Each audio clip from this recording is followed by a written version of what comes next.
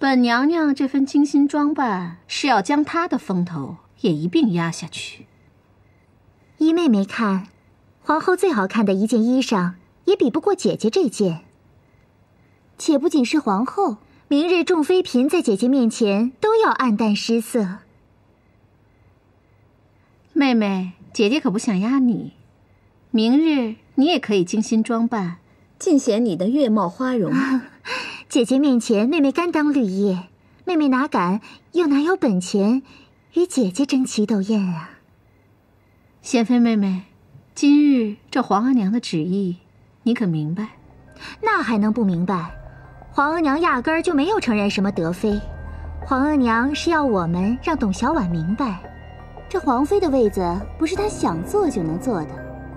董小宛曾经害姐姐失去了后位，如今姐姐可以名正言顺地收拾这个小贱人了。本娘娘最大的心愿，就是让那董小宛知道什么叫生不如死。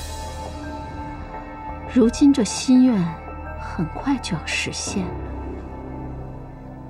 姐姐，给。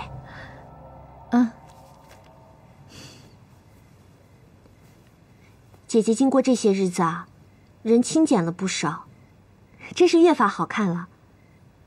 姐姐，扣扣有些话，不知当讲不当讲。姐妹俩，有什么话你就说吧。皇上每次歇驾钟粹宫，他们都让你们吃那些奇怪的药，干脆啊，姐姐还是不要再吃了。姐姐倒不担心自己的身体。你说这毕竟是药三分毒，皇上吃了那些药，多伤身体啊。如果可以的话，姐姐真想替皇上把那些药都喝掉。那可怎么是好啊？干脆皇上跟姐姐都不要吃了，咱们什么都不管了，该生阿哥就生阿哥，该生格格就生格格。扣扣啊，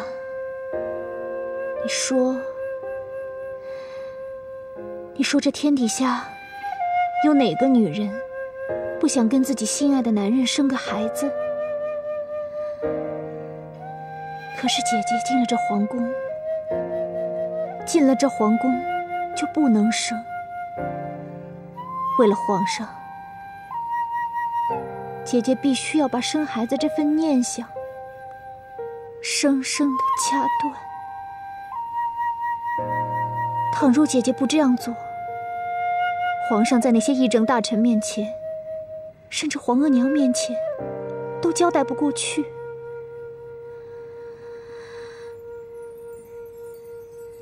就算是姐姐怀上了孩子，这个孩子恐怕也会胎死腹中。姐姐，我可怜的姐姐。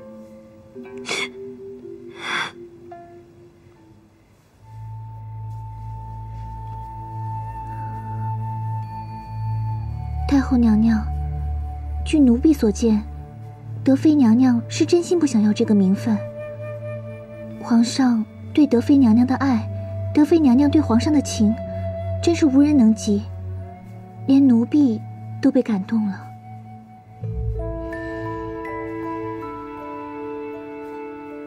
你心善，是容易被感动的。好，哀家已经知道那边的情况。婉儿，明日慈宁宫花园的聚会，你要受点委屈。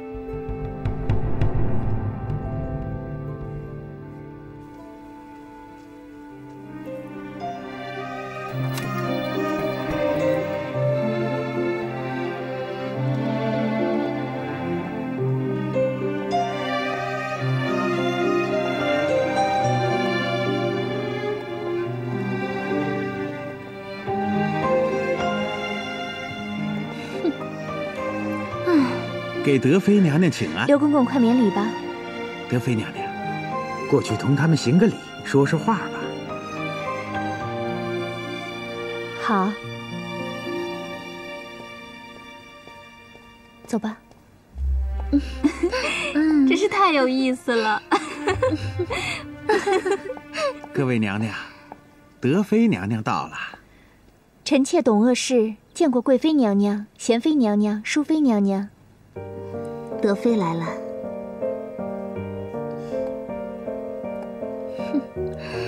一个歌女都住进钟粹宫了，真是不容易呀。你很不习惯吧？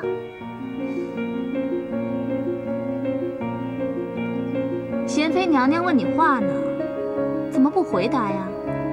有些话不回答比回答要好。哎呀，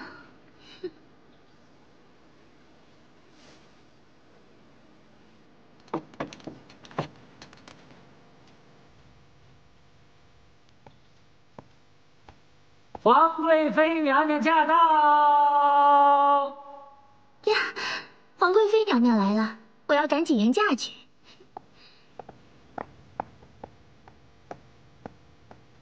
德妃娘娘，皇贵妃娘娘到了，去迎接一下吧，免得失礼。好。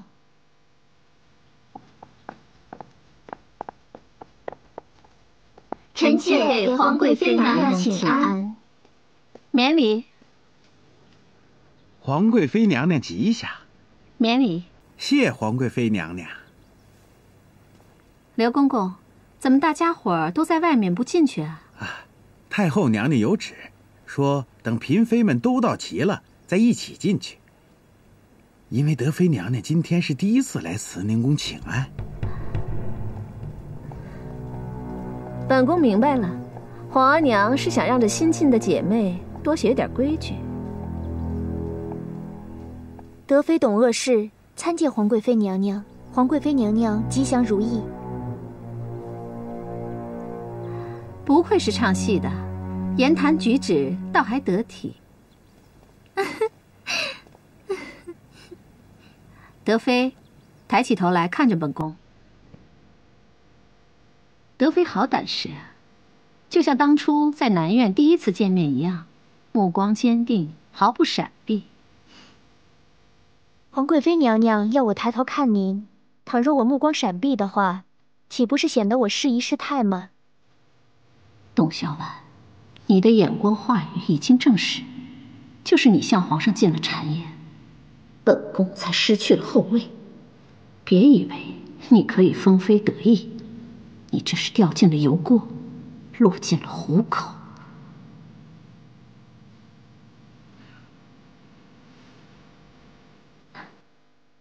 刘公公，德妃今日穿的衣裳同本宫相比，谁的更漂亮啊？德妃娘娘近日刚被册封，新制的衣服还没有送来。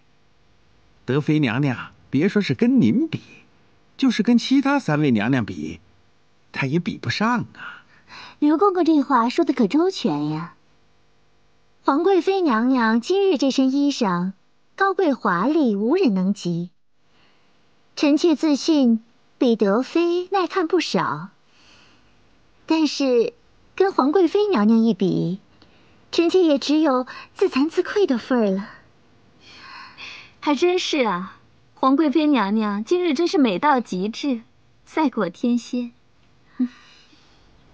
德妃啊，你到底还是一个唱戏的出身，如今虽然做了皇妃，那种民间女子的俗气土气，看起来还需要一些实。驾到！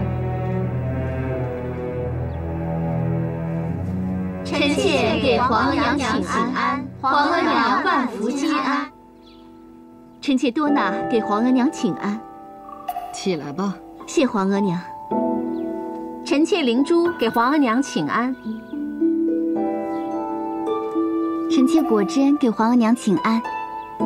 臣妾佟佳氏给皇额娘请安。臣妾贤妃给皇额娘请安。臣妾淑妃给皇额娘请安。臣妾索尔纳给皇额娘请安。皇额娘万福金安。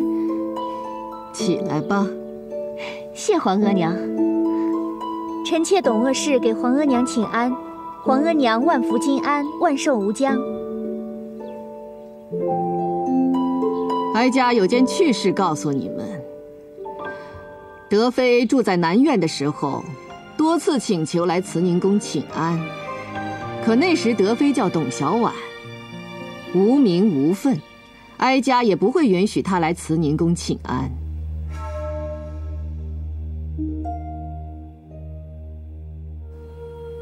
有一天，哀家顺道去视察南院，德妃呢，对哀家自称臣妾。哀家对她说：“你不能自称臣妾，臣妾是皇后和嫔妃对自己的称谓。”德妃不愧是唱戏的出身，反应很快，马上自称民女。她是皇上的人，怎能自称民女呢？哀家就跟她说：“你不能自称民女，你还是自称你的本名董小宛最合适。”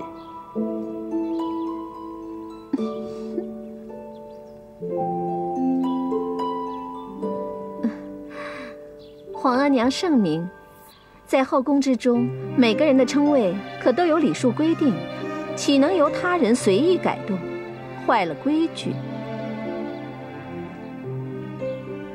之前董鄂氏自愿出宫，哀家让他来过一次，但谁知他禁不住皇宫的诱惑，又回来了。回来了，也都不能到慈宁宫请安，也不能自称臣妾，只可以乖乖地待在南院。哀家心里真替他难过，这是何苦呢？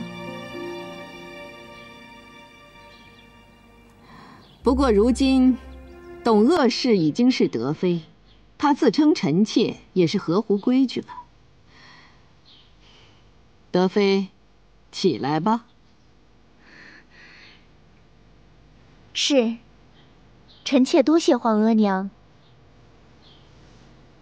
坐吧。谢皇额娘。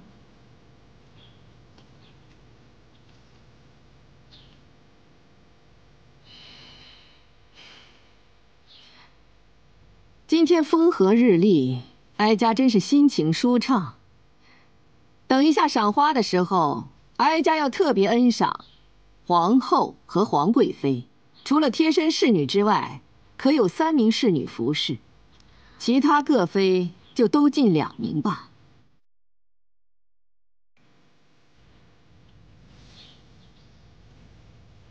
皇额娘，臣妾哪敢跟皇后娘娘同等恩赏呢？臣妾身边的侍女有2名够了。你是皇贵妃，当然有区别，你就不需要再推脱了。坐下吧。谢皇额娘。刘光才，奴才在。去将侍女们带进来吧。这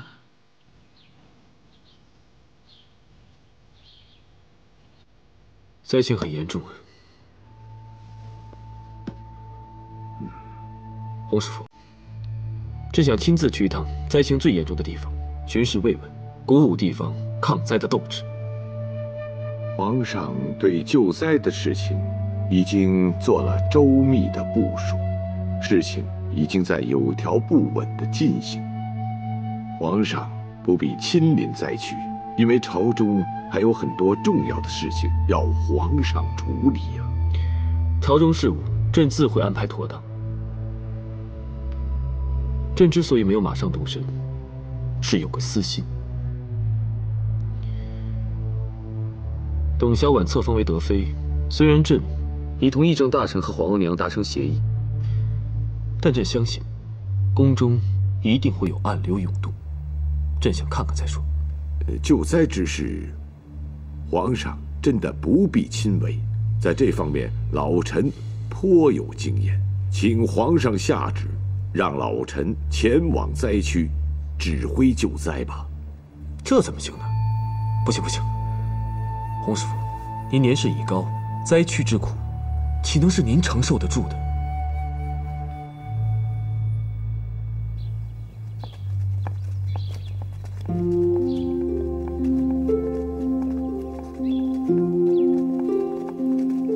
今年慈宁宫的花开得真是太好了，多漂亮啊！看那，这花开得可真好。你看那儿，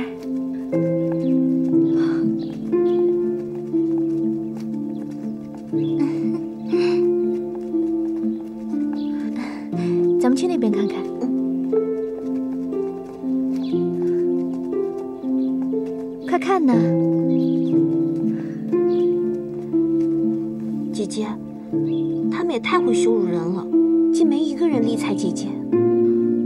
别胡说，我没胡说呀，真该让皇上来看看，他们是怎么羞辱姐姐的。连兰贵妃娘娘都不过来。兰贵妃和荣贵妃想必是受到了严厉的训斥，所以才不敢来跟姐姐打招呼。今年的花比往年开得更盛，来赏花了，是与往年不同。花园的花呀，越发漂亮了。是啊，姐姐。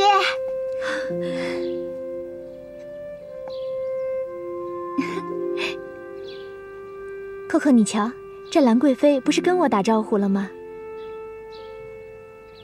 还是兰贵妃娘娘最勇敢。咱们接着赏花吧，这慈宁宫的花多好看。要说赏花，姐姐可是很在行呢。走吧。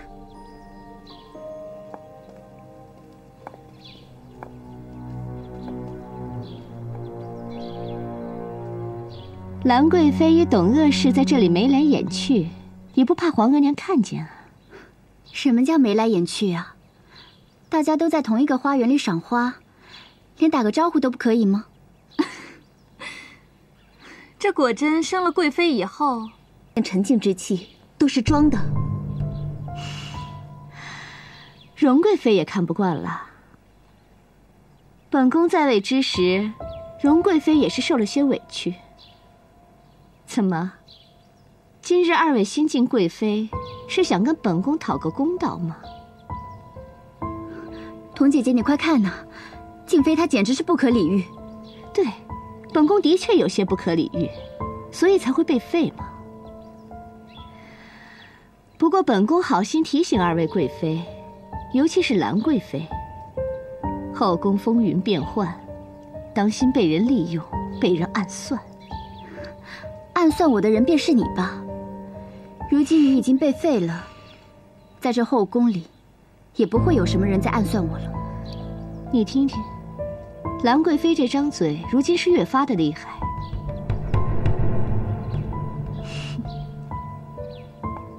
果真，你记住，在这后宫，与皇额娘最亲的还是本宫。你只不过是只小船，随时都会被风浪打得粉碎，懂吗？我懂，果真听得懂静妃说的话。果真在这宫中，本来就无依无靠。如今我能做贵妃，就像做梦一样。大不了我就做回我的妃，再不成，就做回嫔好了。就怕那风浪来了，无论妃或嫔，都不是你能做的。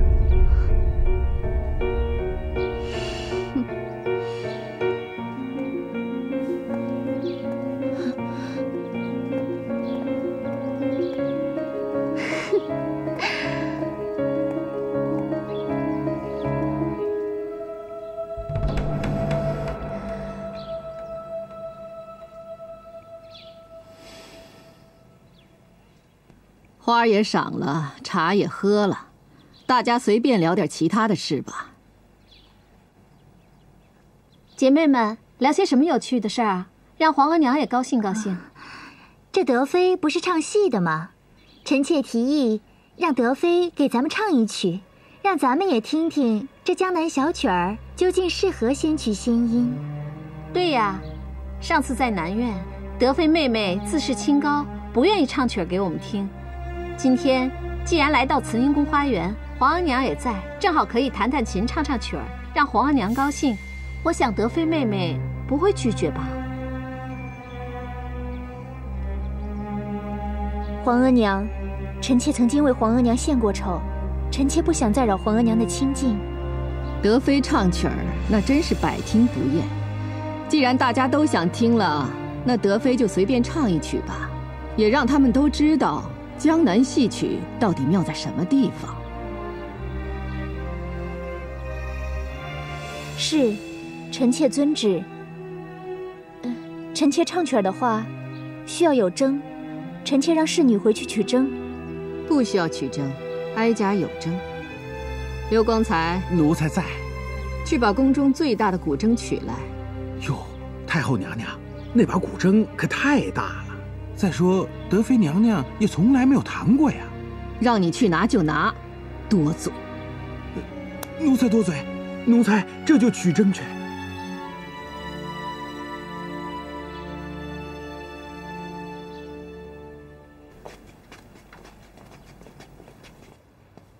总舵主，宫中有消息传出。什么消息？刘公公带出消息说，顺治帝不顾议政会议和皇太后的强烈反对，册封董小宛为妃了。册封董小宛为妃了，真是太好了，太好了！本舵主等的就是这一天呢。皇额娘，请您来评一评，今日臣妾们的服饰谁的最漂亮？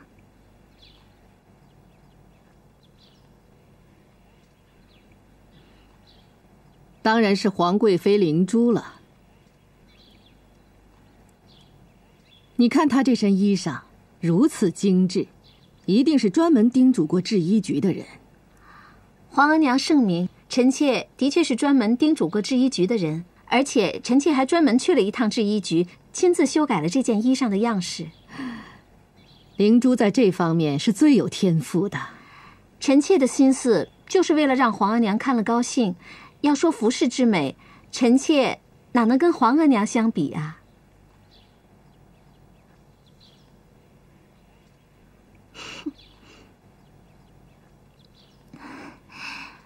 皇额娘，您再评一评，谁的穿着最差劲，谁最不懂服饰之美呢？你这不是逼着额娘讨人嫌吗？额娘不评，你们姐妹自己评吧。皇额娘，依臣妾自己看来呢，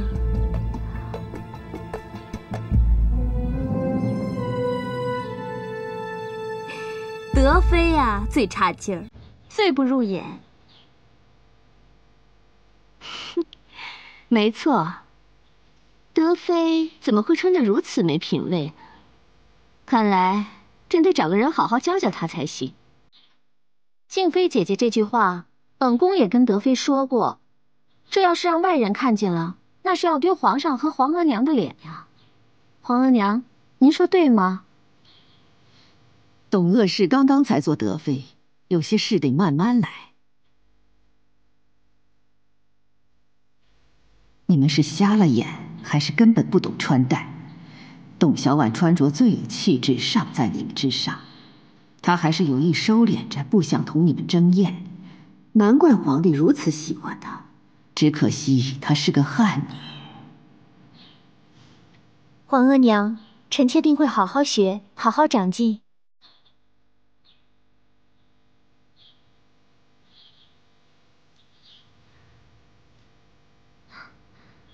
德妃的这个侍女扣扣似乎对我们的评价不那么认可呀。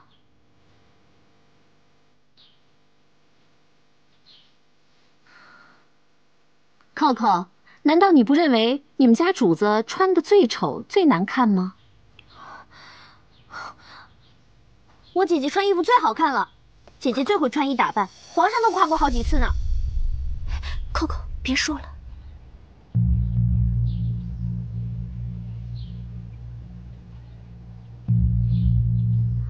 皇额娘，这奴婢说的话，您可都听见了。一个小奴婢，放肆到慈宁宫来了！来人！这话真是一语道破天机。本宫也正是这么想的。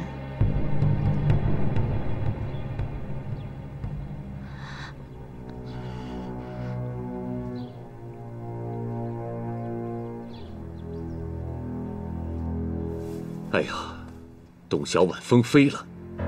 如今，咱们天地会该帮着董小宛，换上清廷皇帝的孩子。刘公公传出消息，说那个鄂太后用药控制着董小宛，不让她怀孕。咱们就该用最好的解药，让那董小宛怀上龙种。总舵主，这件事儿就由属下的妹妹来做吧，刘公公绝对不能报。二云虽然负责服侍董小宛宫居事务，也能有机会，但他毕竟隔了一层啊。只有扣扣可以从容化药，并服侍董小宛服下药物。扣扣动手，方能确保成功啊。宋川，你那么疼你妹妹，难道你不怕她因此而丢掉性命吗？总督主，属下当然是怕，但属下想，一旦确定董小宛怀了孕，便让扣扣立刻离开皇国。离开皇国？哎呀，这又有点损失了。这样吧，宋川，你马上传话给柳二云，让他出宫一下，就说本舵主要当面问他一些情况，等问清楚之后，再确定怎么行动吧。婉儿，奴婢在。婉儿，哀家让你去教宫中礼节规矩，你是怎么教的？太后娘娘，方才奴婢是下糊涂了，奴婢有罪，奴婢罪该万死，奴婢任由太后娘娘惩罚。德妃，婉儿是哀家的侍女，哀家也心疼她，但是奴婢犯错就一定要惩罚。哀家决定，婉儿和你的侍女扣扣接受同样的惩罚，这很公正吧？皇额娘，这婉儿自从到我身边，便是尽职尽责。扣扣犯错，罪在臣妾，与婉儿没有任何关系。臣妾请皇额娘放过婉儿吧。德妃，你明知道哀家派婉儿到你身边是监视你，你与扣扣都讨厌她，哀家惩罚她，你该高兴才是。你却反过来替她求情，你真会演戏。演戏是他们的本行，根本就不需要准备，张嘴便来。皇额娘，苍天在上，臣妾是真心认为婉儿无辜，她不应该受到任何惩罚。苍天在上，哀家便是苍天。你这么讲，是指责苍天不公，哀家糊涂。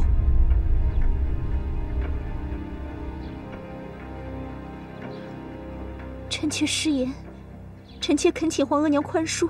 德妃，你不准再帮奴婢求情，你就老老实实看着他们两个受罚，你自己也长点记性。起来吧，一个主子同奴婢一起跪着，成何体统？是。来人，把婉儿带下去。坐下。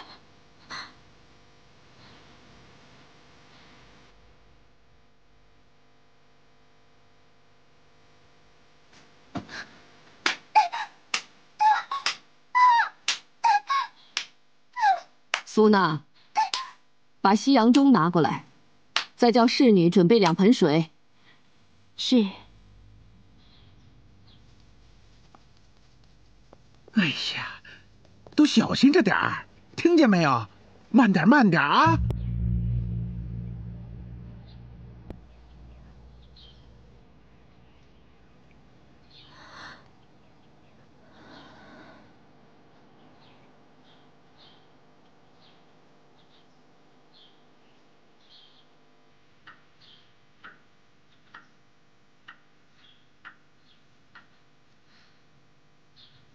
按西洋钟的时间，如今是下午3时2刻。哀家要惩罚这2个犯过错的奴婢，定1个钟点的水盆。若能顶够时候，不让水盆倾覆，惩罚就结束。但是如果谁的水盆倾覆的话，那就再赏他10棍。10棍不至于要了他的命，但是否会落下残疾，就要看他的运气了。这可真是有趣的紧。皇额娘向来就仁慈，没有直接棍责这2个奴婢，而是给了他们机会。这要想顶1个钟点的水盆，怕是很难呀。来人，给他们上盆。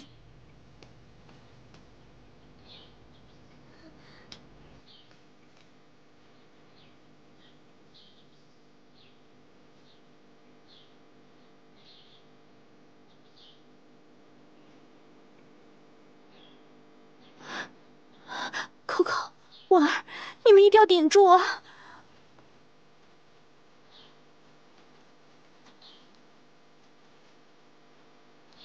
慢点，慢点，轻点，摆好，摆好。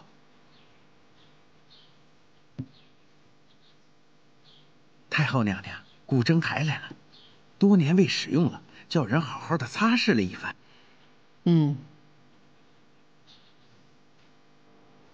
我们一边听德妃弹琴唱曲儿，一边欣赏奴婢们顶水，实在是一件很有趣的事情。是啊，皇额娘，这可真是太有趣了。德妃，本来大家是想请你弹唱，但如今是哀家罚你，所以你要好好的弹，尽心的唱，明白吗？臣妾遵旨。罚与不罚，臣妾都会好好弹，尽心唱。这支古筝可是大有来历，是唐朝宫中传下来的。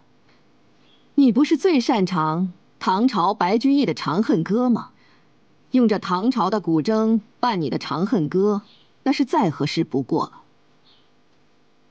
在皇宫里面听到江南歌女唱曲儿，谁说满汉不是一家呢？臣妾们可真是沾了皇额娘的光呢。若不是皇额娘的旨意，臣妾们哪有这耳福可以听到德妃妹妹弹琴唱曲儿呢？可不是嘛，德妃啊，可傲气了，我们可都是碰过壁的。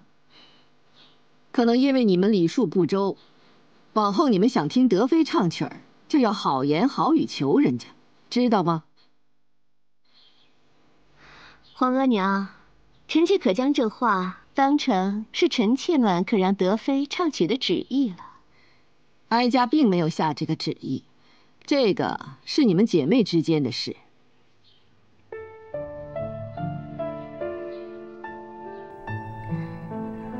德妃妹妹不说话，那本宫就认为你是默认了。往后翊坤宫如果有什么喜事，那本宫还会请妹妹来帮我们弹琴唱曲儿啊。德妃，你可以开始了。是。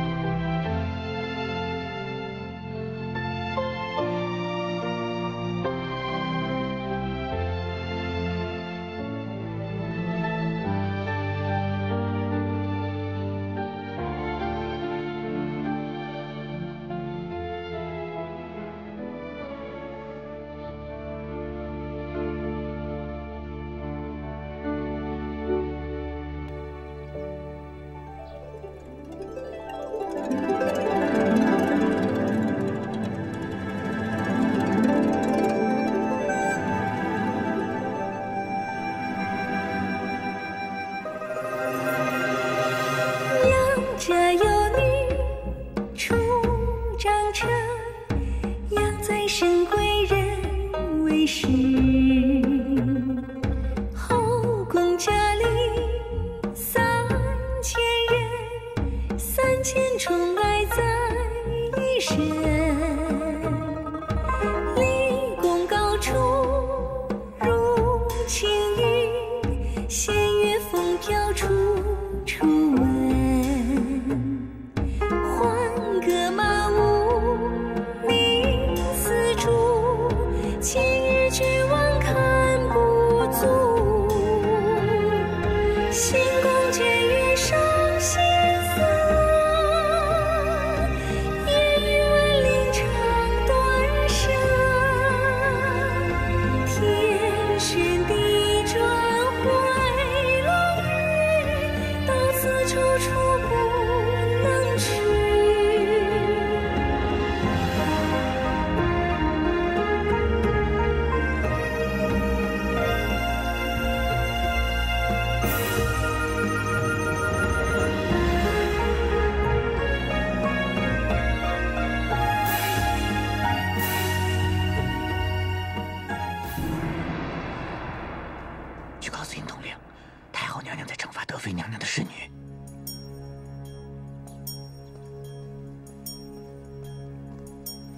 说，太后娘娘在惩罚德妃娘娘的是你。皇上，扣扣被罚了。怎么会这样？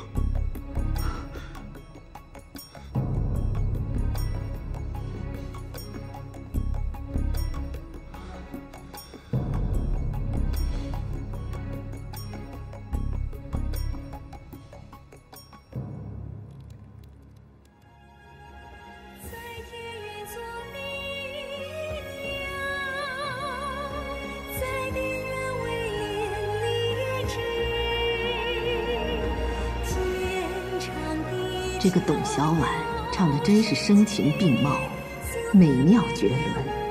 这几位皇妃，包括皇后，只有果真、佟佳氏和灵珠是懂得欣赏的，其他的都是仙音在前，充耳不闻。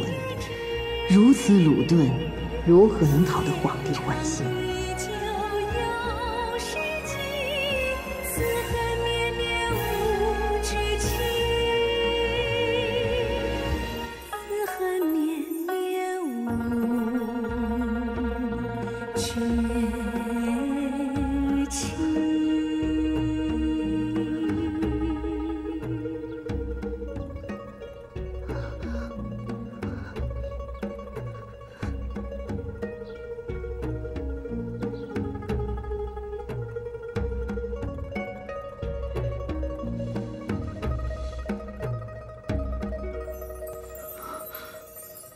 不行，这样去慈宁宫花园看看德妃。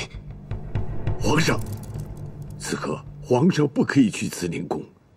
皇上答应过太后娘娘，后宫的事是绝对不过问的。可是如今这事，朕不能不过问。朕心爱的女人，现在正在经受着屈辱，甚至羞辱。